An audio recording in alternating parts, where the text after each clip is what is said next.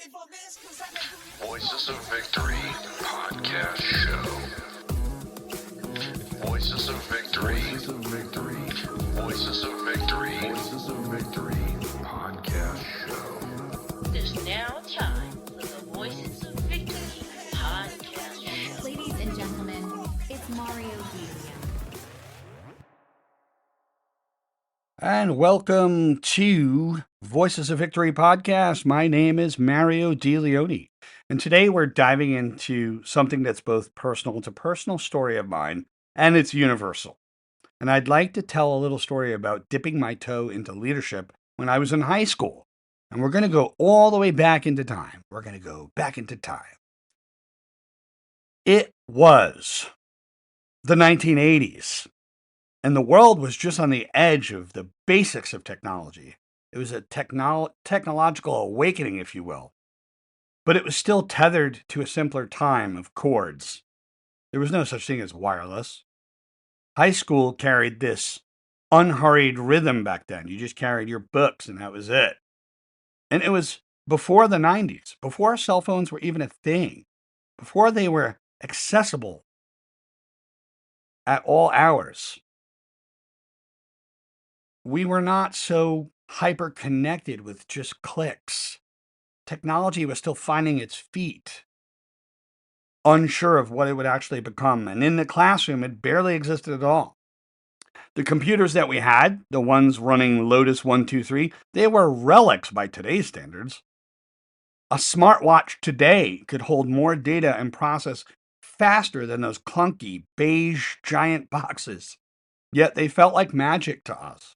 A glimpse of the future, and we couldn't quite imagine it around that time. I was the quiet kid. I was quiet then. A quiet person that wasn't shy, but I was very observant. The kind of quiet that notices the cracks in the wall and the way people sit and use their body language. And when they're unsure of themselves, I was the person to take notice. It wasn't my nature to stand out. And in that business communications class, I didn't expect to stand out. The class itself was an elective. Not many of us cared. And one of those extra courses that just sat outside the rigid curriculum that was already there. It offered up an experience that no one quite knew how to define, but it was fun. The teacher, though, was impossible to miss. And he was built like a brick wall. He was huge, big guy.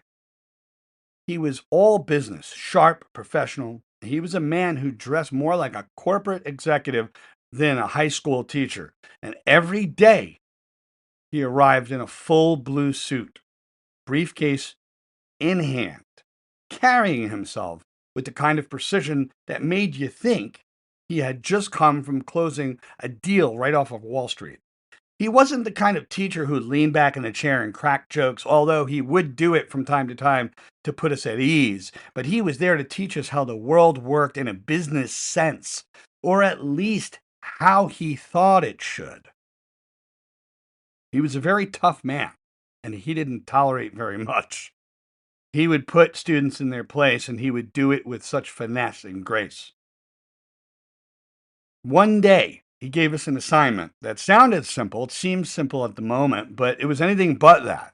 And each row of desks became a team, and every team had to create a product. Not just any product, a new soap.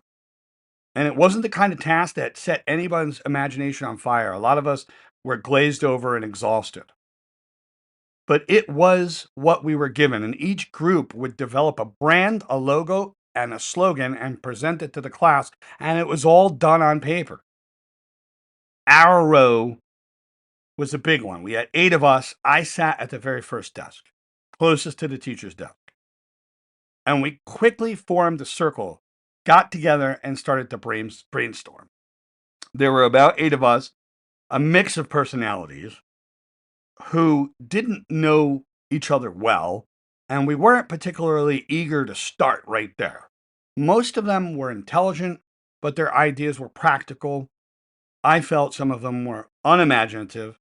like they were afraid to reach too far. I listened to them quietly at first. I let their voices fill the space, and I just sat there and observed until it became so clear that they were stuck. And that's when I spoke up. Angel soap, I said. And the words seemed to hang in the air for a few seconds. I could see it clearly in my mind, a product that wasn't just a soap, but it was something ethereal, something transformative. It wasn't about washing or cleaning your hands, it was about an experience, something heavenly. My imagination was off the charts. And the group just leaned in. They were intrigued, and they're like, you know what? We like the sound of that. And we began to shape the concept together. The best artist in the group started sketching a logo. They sketched wings, light, softness. It all was captured on paper. And I imagined the packaging as a sleek, simple, almost glowing box. And we talked about the color. We talked about the texture, the feeling, what we wanted the soap to evoke, to create an emotion. Then came the slogan. Words are where I always found my rhythm, and they came to me almost instantly. Angel soap, that heavenly feeling on your hands. It wasn't perfect, but it captured the essence of what we were trying to do. I was happy, and my group was certainly really happy because we were overhearing the ideas from the other groups, and we just couldn't help to laugh because some of them were absurd. Some of them aimed for absurdity for the reason to get attention from the teacher. But for 45 minutes, we worked as a team. Although I didn't call myself a leader, I found myself guiding the group. They needed direction. I gave it. I helped them focus. I helped them see what this product could actually be, even if it was just a silly little classroom high school idea that was written just on paper. And when it was time for us to present, the room buzzed with nervous energy. We could see the nervous look on everybody's face. Each group went in turn, standing in front of the class, explaining their creation, and the teacher had to follow up and explain it on their behalf as well. The teacher listened with a polite, restrained enthusiasm. His tone was kind of flat, very serious, and his expression was unchanging. It was clear he wasn't very impressed. And then it was our turn. I stood up to introduce.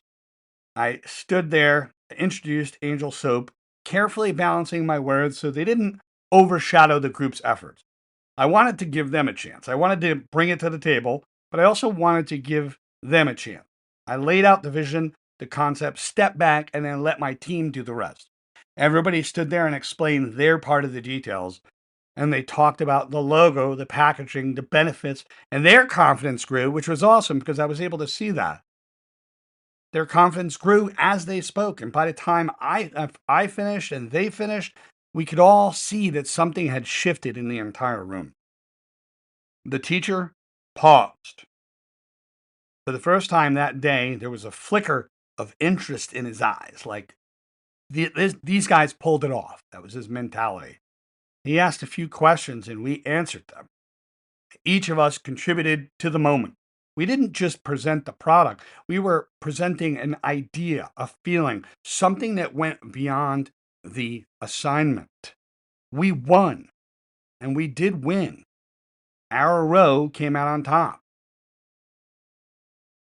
We didn't win a prize, but he made it somewhat of a competition, and he did that to make it fun. And we all were very respectful of one another, but we won. It was not just a good grade, but with a sense of accomplishment that went deeper than that. That's what we won. We won that deep accomplishment. We created something together, something that stood out. And for that brief moment in time, we were more than just students. We were actually working together as a team.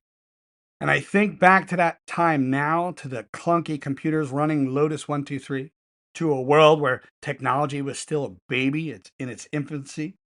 And it amazes me how much has changed. But what hasn't changed is the power of imagination. And I've always believed, the words of Einstein. imagination is more powerful than intellect.